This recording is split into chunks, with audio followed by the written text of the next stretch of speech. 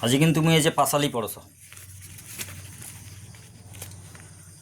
পাঁচালি পড়ি তবে শুনো জনগণ, মমতার উন্নয়নের কথা করিব বর্ণন।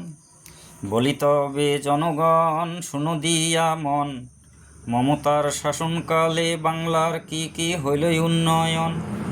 মমতার শাসনে উন্নয়ন হইল ভুড়ি ভুড়ি, কয়লা পাথর বালু আর গরু চুরি। আরজিকর অভয়ার ঘটনা জানেন তো সবাই, ধর্ষণের পরে খুন হইল বিচার আচার নাই। চাকরি চুরি, রেশন চুরি, গরু চুরি, কতই উন্নয়ন, তিহার জেলে ক্যাবিনেটের গেইছে কয়েকজন। দিদির শাসনে বাংলার হইল যে দুর্গতি, দাঙ্গা বাজার খুন খারাপি আইনের অবনতি।